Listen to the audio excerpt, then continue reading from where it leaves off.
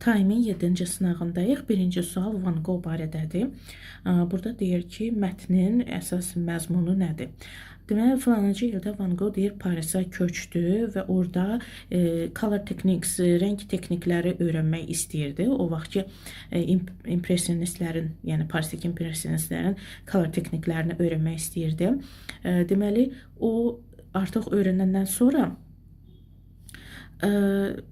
öz işlərində greys and browns, yəni ki, buz rənglərdən, qəhvəyi rənglərdən, yəni onları işlətməyə əvəzinə başladı artıq blue, red, sonra yellow və orange rəngləri xüsusən vurğulamağa başladı. Yəni onları önə çəkməyə başladı və o artıq yeni principleslar, yəni prinsiplər qoymağa başladı öz incə sənətində, hansılardır? Daha yavaş yaşa, düşünməyi dayandır, ətrafına bax, yəni gözlərini aç, həyatın gözəl olduğunu gör bir sözlə. Və bu innovativ color combinationlar vasitəsilə o, yəni Van Gogh göstərmək istəyirdi, cəmaatı göstərmək istəyirdi ki, better appreciate flower, gül çiçəyi, night sky və ya insan simasının gözəlliyini appreciate eləmək, necə appreciate eləmək olar. Burada ideyası oldu B variantı. Van Gogh's move to Paris, yəni ki, Parisə köçməyi onun incəsənətə olan münasibətinin dəyişməsi barədədir mətnimiz. O birisləri niyə götürmür? A variantı deyir ki, unhappy idi, narazı idi. Hollanddakı painterlərdən bu yanlışdır, çünki orada narazılıq barədə heç bir fikri yoxdur. C variantında deyir ki, digər impressionistlərdən daha az uğur qazanmışdı, bu yanlışdır. D variantında deyir ki, onun paintingləri Parisdə populyar idi, amma onun əsərlərinin Parisdə necə populyar olub olmaması barədə heç bir fikir söylənilmir. Və Y variantında deyir ki, bir çox işlərdə çalışıb, amma unproductive olub, o barədə də heç bir şey yoxdur. İkinci sualda, deməli, biz boşluqlara baxanda ən asanı, bax, üçüncü boşluqdur, were convinced Z qoyulmalıdır orada. Ona görə də cavab Y variantı olur. Yerdə qalanları qayda cəhətdən çıxmaq olmur, çünki onlar ancaq mənaya və tərcüməyə əsasən ora uyğunlaşır. Yəni, burada deyir, Vincent van Gogh heç vaxt izah eləməmişdi. Why he injured himself, niyə özünə zərər yetirmişdi, o qulağını kəsən adamdır da, rəssam. But by now, amma indiyədək, many were convinced, bir çoxları inanırdılar ki, many burada, yəni isimsizdir deyə bir çoxları, many people-a bərabərdir, inanırdılar ki, were convinced that, həmin o ki zətdir. He was crazy, o dəlidir, başında çatmır. And indeed, və həqiqətən də və elə doğrudan da onun mental sağlığı started to decline, get-gedə pisləşirdi. Üçüncüdə, deməli cümlə verilibdir. Deyir ki, bu cümlə mənasına uyğun cümlə seç. Deyir, rəsmlərim üzərində işləmək almost necessity, demək olar ki, çox lazım bir şeydir. Mənim sağalmağım, bərpa olunmam üçün, özümə gəlməyim üçün. O da A variantıdır. Cümlədəki necessity bizə çox şey deyir. Yəni, o göstərir burada söhbət necessity-dən gedir. Ona görə də elə bir variant seçməliyik ki, desin ki, mən recover olmalıyam və recover olmağım üçün vacibdir picture məsələsi. O da A-dır. I need to paint, mənə ehtiyacdır rəsm çəkmək. In order to, ondan ötürü ki, heal myself, özümü sağaldım, özümü bərpa edim. Təbii ki, burada sağaltmaq, yəni ki, hansısa yarasını sağaltmaq yox, yəni çox güman ki, mənəvi cəhətdən də, daxilən psixoloji cəhətdən özünə gəlmək mənasını nəzərdə tutur. Yerdə qalan cümlələrdə quruluşda fərqli uyğun gəlmir. Məsələn, B variantı deyir ki, mənə sağalmaq lazımdır. Ona görə də ondan ötürü ki, yenidən şəkil çəkə bilərəm. Burada tamamilə fərqli bir şeydir. Tərəflər dəyişibdir. Nidi sağalmağa veribdir, amma nidi şəkilə vermək lazımdır. C variantında deyir ki, stop painting, bu səhvdir. Əksinə lazımdır. Only after veribdir. Sağalandan sonra çəkəcəm. Yox, deyir ki, çəkməliyəm ki, sağalım. Və Y variantını deyir ki, gain fame, yəni fame-dən söhbət getmir burada. Yəni məşhurluqdan. Dördüncüdə deyir ki, hansı cümlədə wish cümləsi yanlış verilibdir. O da C variantıdır. Baxın, I wish I visited. Düzdür, wishdən sonra keçmiş işlənir. Amma burada keçmişin işlənməsi düzgün gəlmir. Niyə? Çünki deyir ki, when I was in Amsterdam last year. Söhbət, yəni burada was-dur, last year işlənibdir. Deməli, situasiya keçmişə aiddir. Yəni real olaraq keçmişə aiddir. Və bu da mood cümləsi olduğu üçün biz onu bir addım da geri atmalıyıq, keçmiş bitmiş eləməliyik.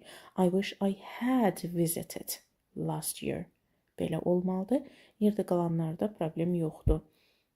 Məsələn, A variantında wishdən sonra would işlənməsi mümkündür, olar. B variantında deməli Earl H.D. Vincent van Gogh onsuz da keçmişdə qalıbdır da, düzdürmü? Və situasiya keçmişə aiddir deyə wishdən sonra artıq keçmiş bitmiş işlədirik. Çünki bir addım geri atdıq. Sonra burada wishdən sonra keçmiş veribdir, çünki başqa heç bir göstərici yoxdur. Deməli, situasiya keçmişə aid deyil. Keçmişə aid olsaydı bir addım da geri atardıq. Sonra Y variantında buradan başa düşürük ki, art history kollecdə oxumaq deməli bu qız üçün artıq keçmişdə qalıbdır. Ona görə də işdən keçibdir deyib bir addım da geri ataraq keçmiş bitmiş veririk. Yəni ki, wishdən sonra would da olar, prosta keçmiş də olsa olar, keçmiş bitmiş də olar. Orada göstəricilərə fikir vermək lazımdır. Yəni məsələn, A variantındakı kimi situasiya gələcəyə yönəlikdirsə, would vermək olar. Situasiya indiyə aiddirsə, keçmiş vermək olar. Situasiya keçmişə aiddirsə, keçmiş bitmiş vermək olar. 5-ci dialoq çox asandır, deyir.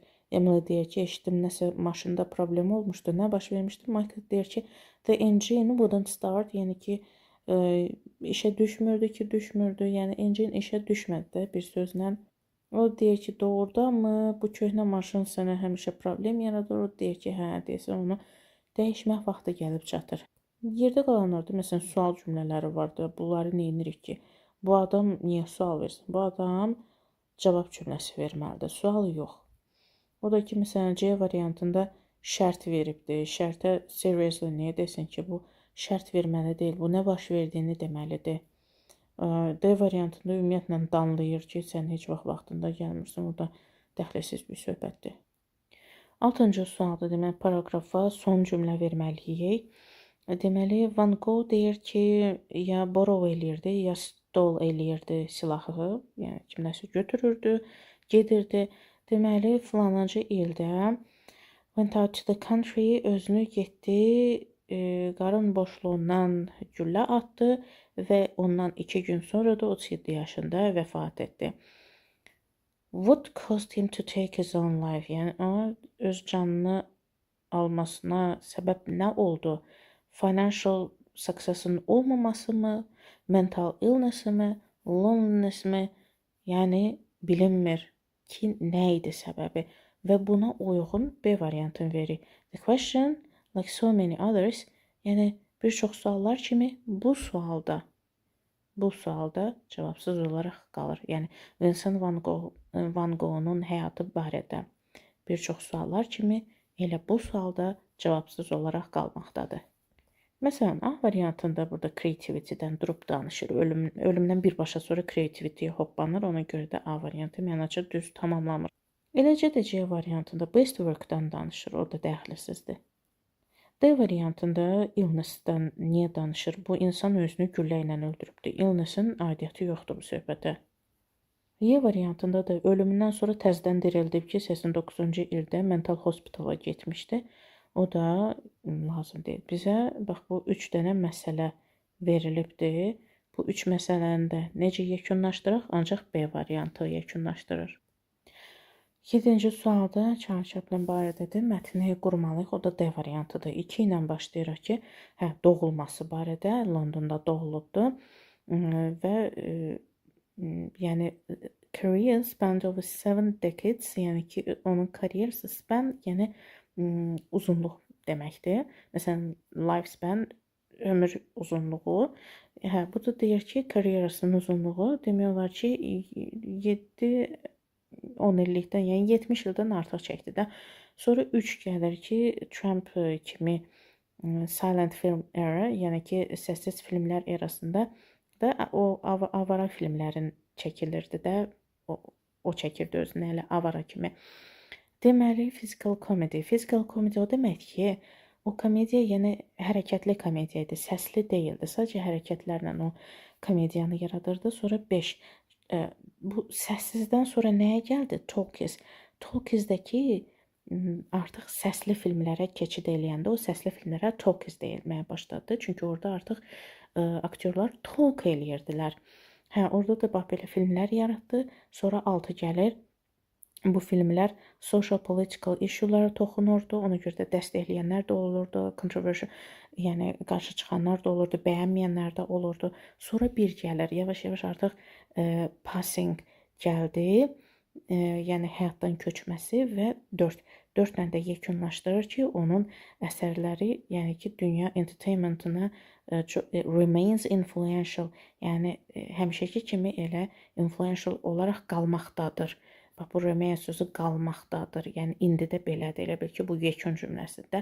O birisləri niyə çıxırıq? Məsələn, 4-lərlə başlaya bilmərik. Çünki o birbaşa his-lə başlayır. Əvəzliklə başlayıbdır. Hələ heç bilinmir kimlə danışırıq. Sonra 5-i keçid sözü ilə başlayır. Nədən nəyə keçib? O da bilinmir. 2.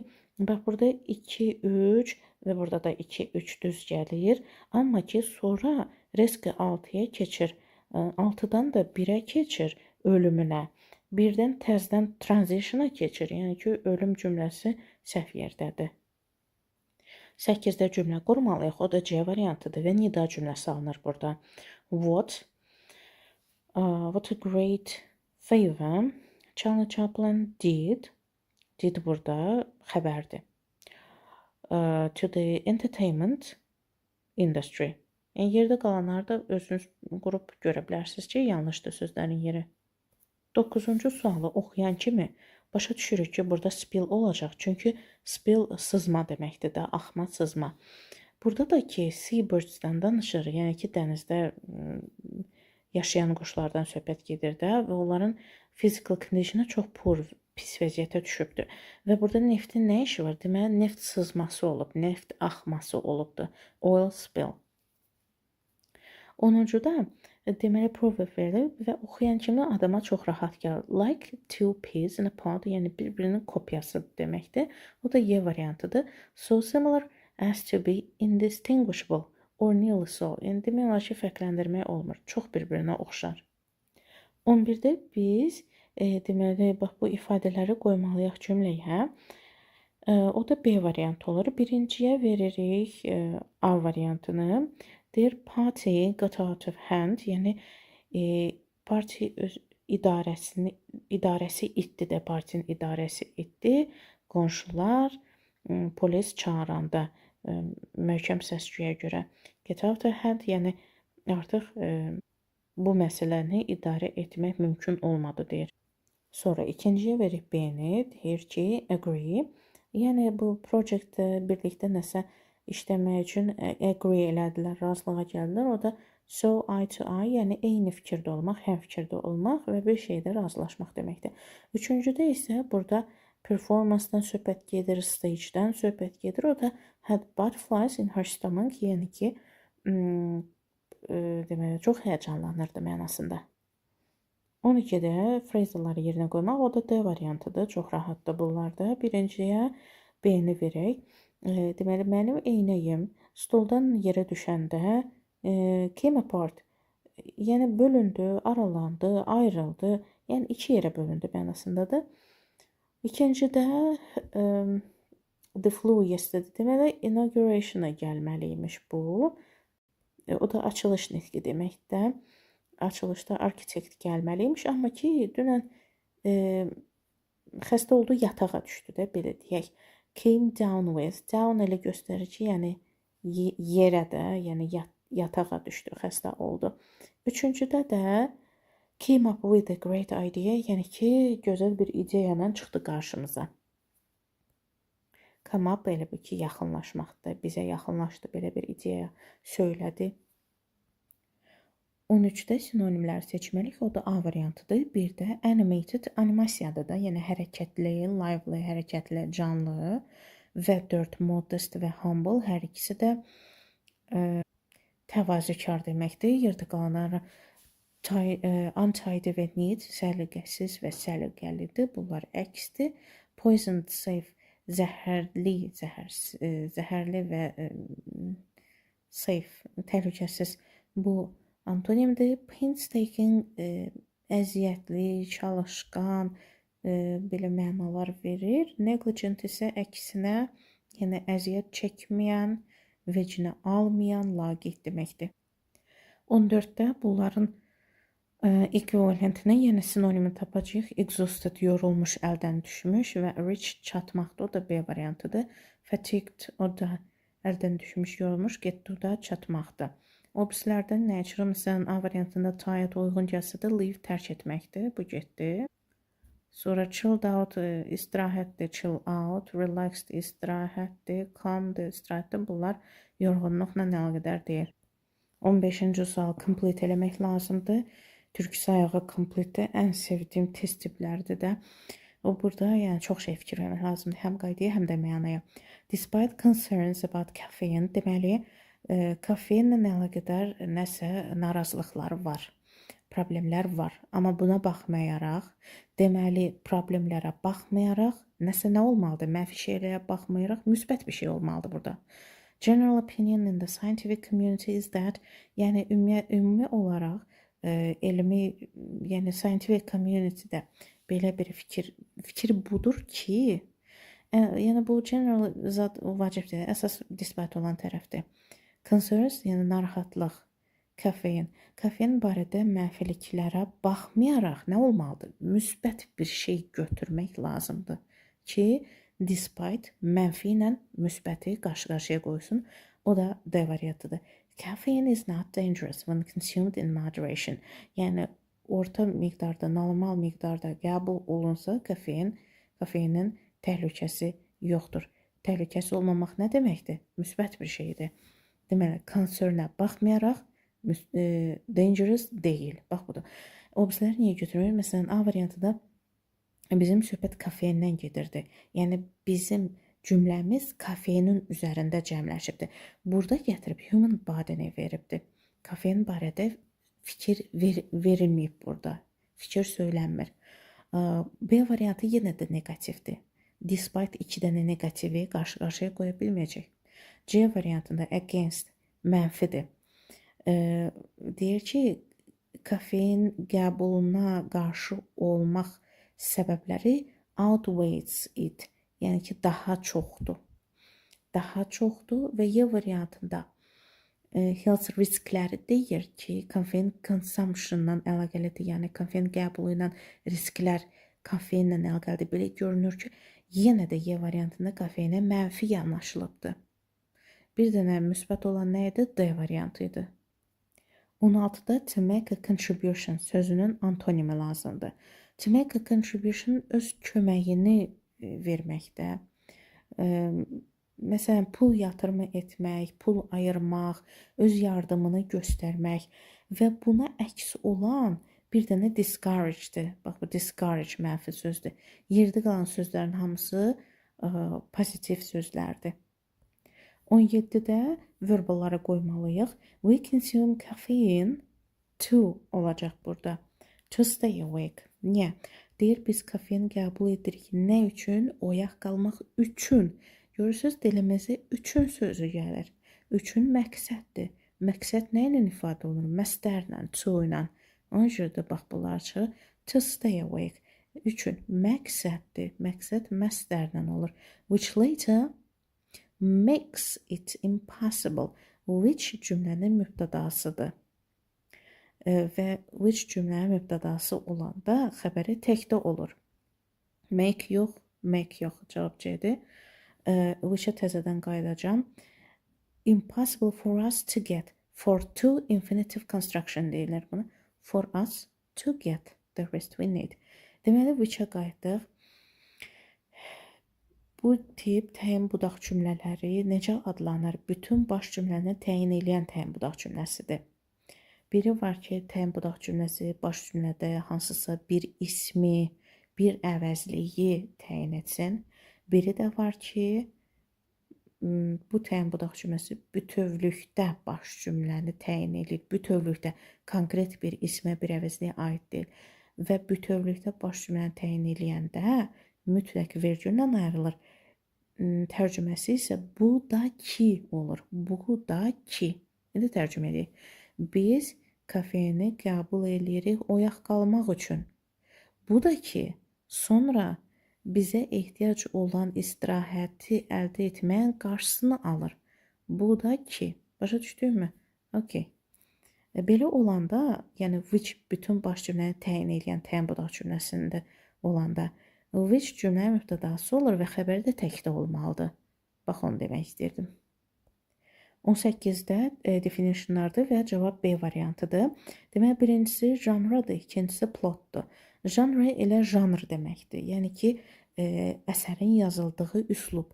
Plot isə süjet xəttidir. Yəni ki, hadisələrin ardıcıllığı.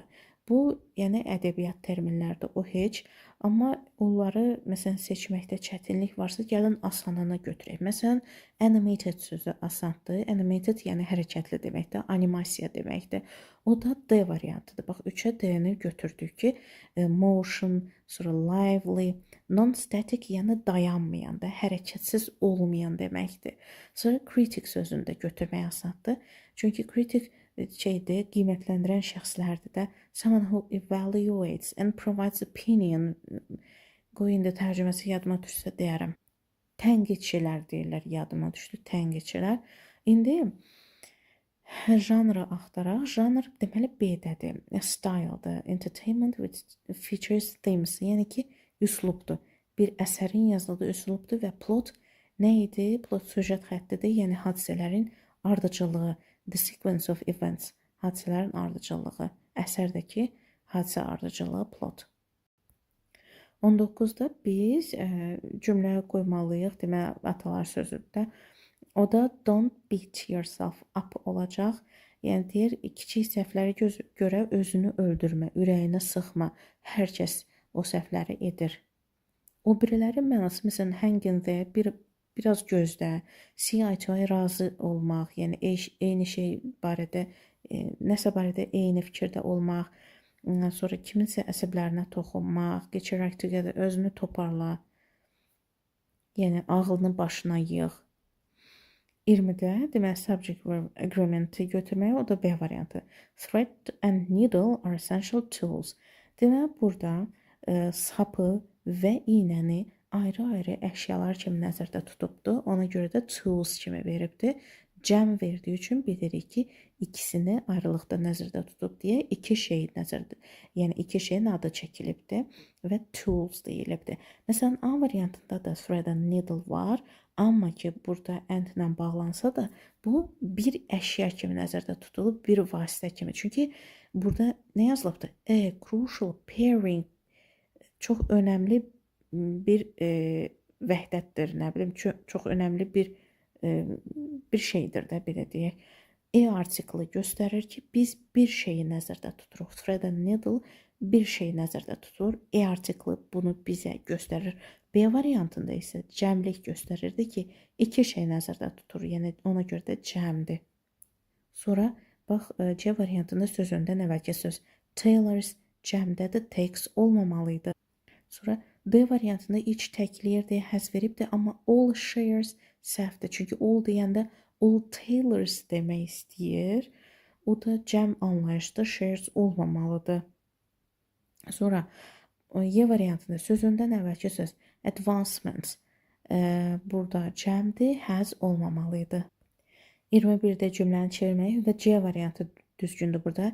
He said, could you explain the intricacies of quantum physics? Yəni kvant fizikası barədə mənə o çətin yerlərini could you explain burada izah eləyə bilərsənmi? Could burada təbii ki, indiki zamana aiddir və nəzakətli sual cümlələrində işlənir də. He inquired whether I could explain. Yəni o məndən soruşdu ki, mən izah edə bilərəmmi? Bax, burada yəni could dəyişməyə ehtiyac yoxdur. Çünki could burada yəni canın keçmişi deyil ki, Could burada nəzakət mənasındadır deyə və modallar öz ilkin mənasını itirib fərqli mənalarda işlənəndə onda dəyişməz olaraq qalır. Dırnaqdan çıxanda dəyişməz olaraq qalır. O birisləri niyə götürmürük? Məsələn, you o mənə müraciət eləyibdi də, Z-yə müraciət eləməyibdi. B variantında told with bu cür birləşmir. Elə bil ki, told Z kimi bir şeydir də. Ona görə də tolddan sonra yəni obyektin adı çəkilməlidir. Və D variantında he was able yox, yəni o mənə müraciət eləmişdi. Və Y variantında o əmr cümləsi verməyibdi, o sual cümləsini, yəni xahiş edibdi falan şey, özü də sual formasında. Order kimi yox, özü də able necə order eləmək olar ki, həm də could dəyişməz olaraq qalmalıydı, onu bayaq qeyd elədik. 22-ci sualda deməli, burada 2006-cı ilədək deyir. 2006 keçmişdə qalıb deyə birinci tərəfdə həsəd ola bilməz. Başqa bir məsələ isə bax Y variantında görürsünüz, var feilini davameciyə salıb, amma have var mənasına davameci düşmür ki, o davameci mənasına ancaq have birləşmələri kimi olanda düşür. Məsələn, have breakfast, have dinner və s. have rest bu birləşmələrdə davameci düşür, amma var mənasında davameci düşmür. Sonra ikinci boşluqda isə burada now işlənib bu heç. Now. Burada some big changes obyekti var. Obyekt olan yerdə nə olmaz? Passive olmaz.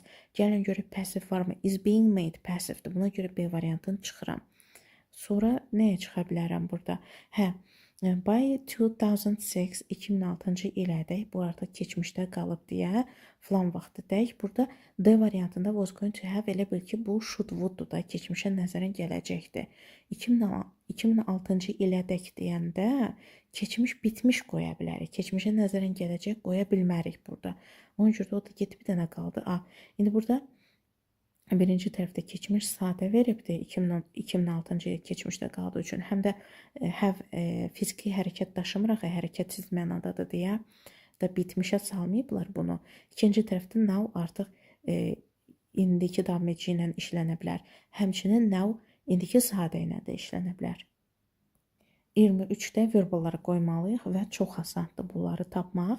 Birinci boşluqda the first country üstünlük gördüyümüz üçün to qoymalıyıq. Bu getdi, bu getdi, bu getdi. To be landed, yoxsa to land. Təbii ki, country'nin muna inməsi, yəni country enib də, kimsə onu endirməyib ki, bu country deyəndə ölkə, yəni insanı nəzərdə tutur da.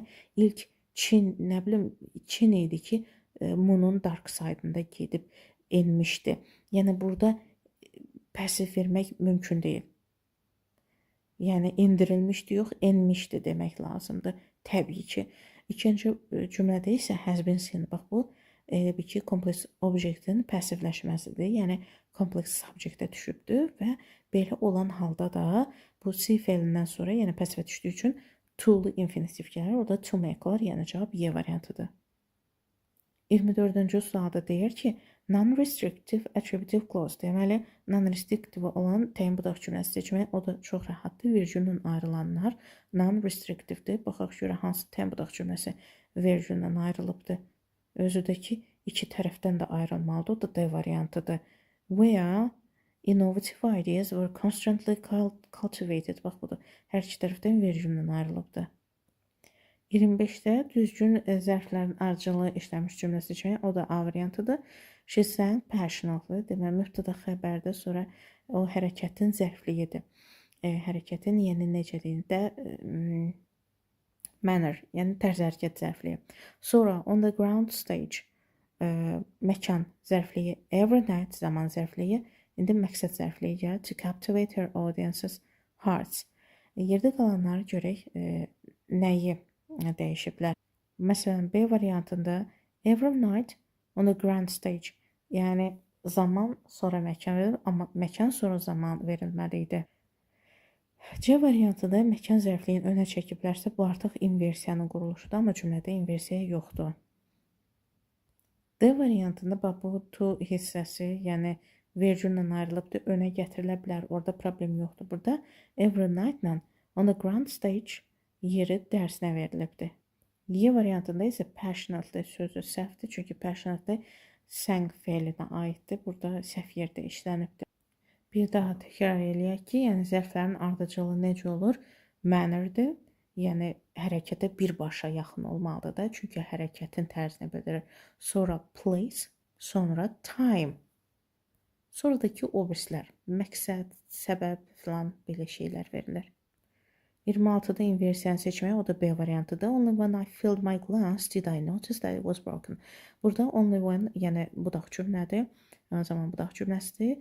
Budaq cümlədə biz inversiya eləmirik. Inversiya baş cümlədə düşməlidir. Yəni baş cümlənin üzərinə düşməlidir. Did I notice? Zətdən sonra artıq yenə budaq cümlə gəlir. Tamamlıq budaq cümləsidir. Ona yenə də əl vurmuruq. A variantında when did budağa inversiya veribdir. C-də də budağa inversiya veribdir. Burada that was it broken tamamlıq budağa inversiya veribdir. Səhvdir bunların hamısı və Y variantında da budağa inversiya veribdir. 27-də deyir, hansı cümlədə used to ifadəsi custom to-ya bərabərdir. Yəni, adət etmək, öyrəşmək. O da ki, to be, used to plus ing olmalıdır. O da ki, elə A variantıdır. To get used to the feeling falan şeyə öyrəşmək. Yəni, to be used to ing bərabərdir. To get used to ing-yə. Yəni, A variantını götürdük. B variantında, məsələn, yoxdur. To be used to plus ing quruluşu. Sonra, can be used to predict. Burada da gerund yoxdur. Are used to photograph yoxdur, ing. Sonra used to be transported burada da yoxdur, heç qabağında to be-si də yoxdur. 28-də səhv nida axtarıq, o da Y variantıdır. Burada vary, yəni fərqlənmək deməkdir. Yəni various sözünün köküdür də, fərqli sözünün köküdür, fərqlənmək, yəni feildir. Və feil də beauty standardsdan qabağa keçibdir, inversiya baş veribdir. Bunun düzgün olması üçün gərək mübtəda sonra xəbər gəlsin. Yəni belə olmalıdır cümlə. What a challenging realization. Beauty standards vary across culture. Nida cümləsinin düsturlarını bir daha yadımıza salaq. Deməli, whatdan sonra yəni ehtiyacdırsa article gəlir, ehtiyacdırsa hansısa əlamət bildirən söz gəlir, sonra birinci mübtəda gəlir, sonra ikinci mübtəda gəlir, ikinci mübtədadan sonra xəbər gəlməlidir, o xəbərdən sonra ikinci dərəcəli üzvlər gələ də bilər, gəlməyə də bilər. How olan cümlənin düsturu isə belədir ki, how'dan sonra hansısa əlamət bildirən söz gəlməlidir, ya sifət, ya zərf, sonra bir dənə mübtəda gəlməlidir, bir dənə mübtəda və həmin mübtədanın xəbəri gəlməlidir. Xəbərdən də sonra ikinci dərəcəli üzvlər ola da bilər, olmaya da bilər. 29-da əvəzli, yəni ən asan axırıncı boşluqdur. What happened? Vəssalam. What happened? Nə baş verir? Nə baş verdi? Happen'ın qabağına what qoyuruq. Buna görə which, who zət gedir. Whatever-ni hələ saxlayaq. Çünki what happened nə baş verir versin deməkdir. Amma burada C variantında everyone-a herself qaytarmaq da olmur. Çünki belə ümumi şəxslər işlənəndə Z əvəzliyi verilir. Məsələn, A variantındakı kimi. Nobody, themselves. 30-da deməli mürəkkəbə sadəyə çevirmə. Since the store was closed, yəni dükan bağlandığı üçün, since, üçün, görə, səbəb mənasındadır. Mən başqa bir alternativ tapdım. O da ki, online shopping oldu. Burada düzgün oldu deməli due to olan, yəni D variantı. Due to the closure of the store, yəni dükanın bağlandığına görə, due to görə kimi tərcümə olunur. Mən alternativ tapdım, o da ki, online shopping idi. Bir dənə mübtəda xəbərdir, qutardı. Since səbəbi bildirir də, düzdürmü? Yəni, since elə bir bağlayıcıdan dəyişmək ki, o da səbəbi bildirilən olsun və elə bir sözün olsun ki, səbəbi bildirsin. Y variantında owing to sayəsində deməkdir. O bizə lazım deyil. In case of falan halda deməkdir. O da səbəbi bildirmir. Despite qarşılaşdırmadır. Səbəbi. Since isə belə saxlamaq olmur. Çünki since özündən sonra mübtəda xəbər tələb eləyir. Burada biz mübtəda xəbəri qoymuruq axı. Söz birləşməsi şəklində qoyuruq. Ona görə də to-lu bir ifadələr işlətməyə. Məsələn, because mübtəda xəbər olur. Because of bir üzv olur. Sonra despite zət mübtəda xəbəri olur, amma despite bir üzv olur. Yəni bir şeylərə diqqət etmək lazım. Bir də cümlənin passive çevrilməsini tapmalıyıq. O da Y variantıdır. Deməli, for more than 1,000 years bu heç nə. Bu sadəcə zaman bildirən ifadədir. They have transported goods. Bax, budur bizim hissəmiz. Goods-u gətirdik. Have transported olur. Have been transported. Along the Grand Canal da öz yerində qalır. Obrislərdə problem nədir? A variantında had veribdir, zaman dəyişibdir və zaman dəyişibdir. Sonra good transported, yəni keçmiş bitmiş yoxdur. Z öz yerində qalıb, onların hamısını çıxdı.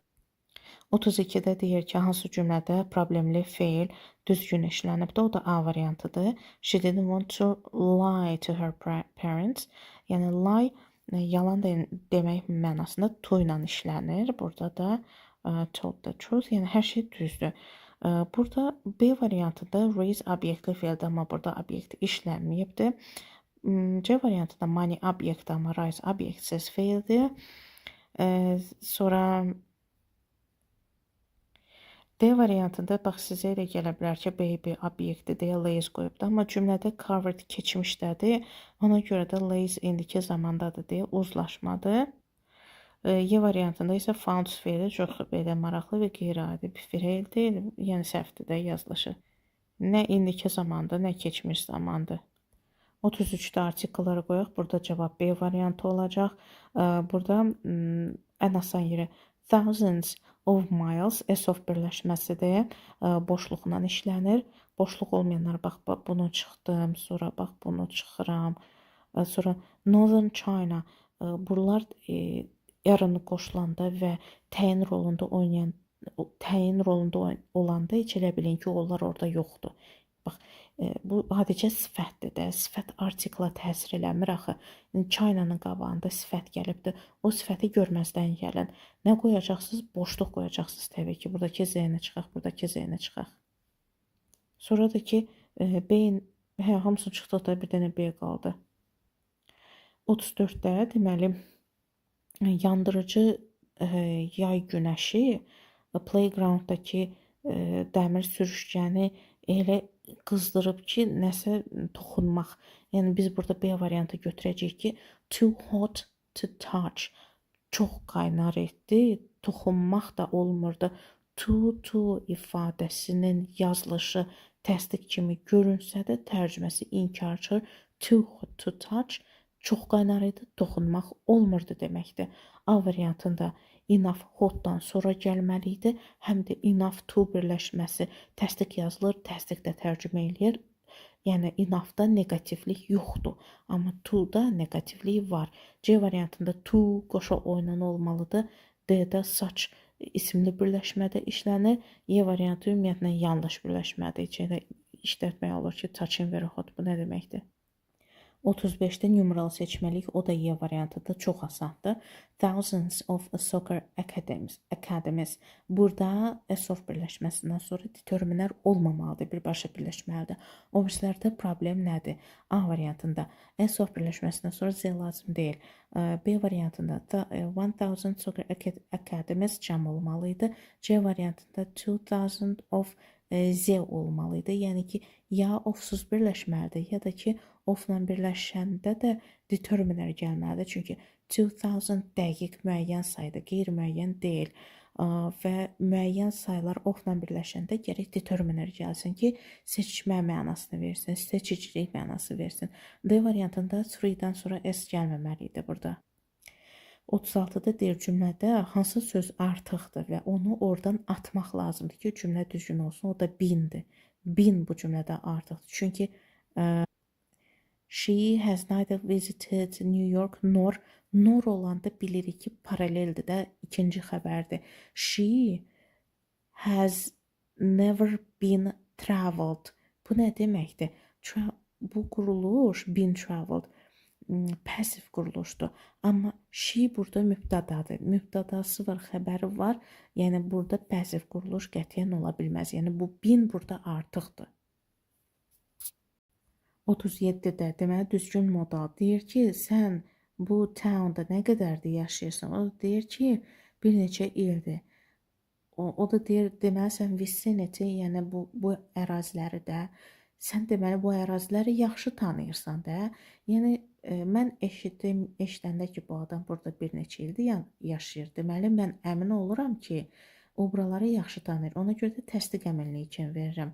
Yəni eşitdiyimdən belə deduce eləyirəm ki, belə nəticəyə gəlirəm ki, yəni içimdə əminlik var ki, bu adam buraları deməli yaxşı tanıyır. Yəni burada should have, could have keçmişdəki situasiyanı bildirir. Yəni modallar bitmişə düşür nə vaxt söhbət keçmişdən gedəndə. Amma bizim dialoqumuz keçmiş situasiyanı yox, indiki vəziyyəti təsvir eləyir. D variantı bacarıqdır, Y variantı keçmişdir. Yəni bizə lazımdır nə? Mən eşitdiyimdən belə yəni təsdiq əməlliyinə gəlirəm. Əminlik yaranır ki, deməli burada bu qədər yaşayırsa, mən buranı yaxşı tanıyıram. 38-ci sual yenə də Van Goghdur. Yenə bir başqa adam tapılmırdı. Deməli burada 80-ci ilin marçından söhbət gedir. Burada at march verməyəcəyik, on march da verməyəcəyik. Yerdə qalanlara hələ ki əl vurmuruq. Deməli his 27th birthday. Burada within çıxır, çünki within nəyinsə içində, daxilində deməkdir. Birthday-in daxilində deməyəcək. Ya before birthday demək olar, ya during birthday demək olar. Və deyir ki, Van Goghda dəyişdi. Van Gogh üçün dəyişdi olmaz axı. Inside Van Gogh, yəni ki Van Goghun daxilində nəsə dəyişdi. Yəni ki bir dəyişiklik baş verdi. Deməli cavab olur D variantı. 80-ci ilin martında tam da 27-ci yaşından əvvəl Van Gogh'un içində birdən-birə nəsə bir şey dəyişdi. Bayaq hansısa sualda gördük ki 27 yaşında getdi özünü gülələdi. Nəsə beyni çöndü, içində nəsə fikri dəyişdi, getdi özünü öldürdü. 39-da cümləni tamamlayın. I asked him. I asked him that gələ bilməz. Sonra burada başqa nəyə çıxa bilərik? Asked keçmişdədir deyə D variantındakı he has finished. İndiki bitmişi çıxaq, uzlaşmadı. Asked himdən sonra bağlayıcı gəlməlidir ki, sonra budaq cümləni verək. Y variantında o bağlayıcı yoxdur. Birbaşa budaq gəlir, o da çıxır. Yəni biz təyin budaq cümləsi olanda həmin o nisbiləri ata bilərik də. Amma bu təyin budaq cümləsi deyil, axı bu tamamlıq budaq cümləsidir. Yəni tamamlıq budaq cümləsində də o bağlayıcını ixtisar edə bilmirik. Təyin budaq olsaydı ixtisar eləyərdik. Məsələn, who, whom, sonra that, which bunlar ixtisar olunur da. Sonra bax, C ilə B arasına qalır. C-ni dərhal çıxmalıyıq. Niyə? If-dən sonra nə gəlməlidir? Mübtəda xəbər gəlməlidir. Amma burada assignment-ı mübtədanı verib xəbər yoxdur. To be finished. Infinitiv verib burada. Infinitiv xəbər olmur axı. Gerunddur, infinitivdir, participle-lardır. Bunlar tək başına xəbər olmur. Onlar gərək başqa köməkçilərlə birləşəndən sonra xəbər olsunlar. Tək başına infinitiv, tək başına gerund, tək başına participle xəbər kimi ola bilməz. Ona görə də burada if-dən sonra mübtəda xəbəri yoxdur. Amma B düzdür. Askdan sonra, yəni tamamlıq budaq cümləsi biz with ilə birləşdirə bilərik. Və də he had finished. Keçmişi o yoğunda qoyduq, keçmiş bitmiş. 40-cı sualda deməli bizə 1, 2, 3 dənə cümlə verib biz bunu kompozit eləməliyik, diqqətli olun, mürəkkəb cümləyə çevirməliyik. Deməli mürəkkəb cümlədə bir neçə mübtəda xəbər olmalıdır. Deyir İslandiya clean air-nə görə məşhurdur. This is due to filan şeyə görədir. Səbəbini verir. Səbəb geometrical geothermal energy, geotermal enerjisinə görədir. Çünki geotermal enerjisi fossil fuellar, məsələn oil və qaz kimi fossil fuellar very little, çox az işlənir. Yəni əsas bunlar enerjini geotermal enerji kimi istifadə edirlər. Qazla oilı istifadə az eləyirlər. Burada da C variantıdır. Iceland is known for its clean air because, və burada gördük due to nə idi? Görə. Yenə səbəbi, biz də bura səbəb bağlayıcı. Because it uses geothermal energy extensively, çox işlədir. çox işlədilər. Resulting in minimal reliance on fossil fuels. Minimal reliance nədir? Yəni asılılığı azdır. Fossil fuellərdən, məsələn, oil və qaz kimi şeylərdən asılılığı minimaldır. Burada varmı? Deməli, Iceland is known bir mübtəda xəbərdir. It uses ikinci mübtəda xəbərdir. Deməli, mürəkkəbdə götürdük. A variantına baxaq. Iceland is known bir mübtəda xəbərdir. Because use energy result. Burada mən başqa mübtəda xəbər görmürəm. Bu sadə cümlədir. B variantına baxırıq. However, qarşılaşdırma bağlayıcısı veribdir. Amma bizə qarşılaşdırma, bizə səbəb bildirən bağlayıcı lazım idi. D variantına baxırıq. Iceland is known bir mübtəda xəbər, but it uses ikinci mübtəda xəbər var, amma but bağlayıcısı səhvdir. Çünki bizə səbəb lazımdır. Bu isə qarşılaşdırma bağlayıcısıdır. Y variantında Iceland is known bir mübtəda xəbərdir. Başqa bir mübtəda xəbər yoxdur. Bu sadə cümlədir. Burada da owning səhv verilibdir. Burada owning yox, owing to sayəsində deməkdir. Ümumiyyətlə bu sadə cümlə oldu deyə çıxdı. Burada bitdi izahımız. Növbəti sınaqda görüşənədək.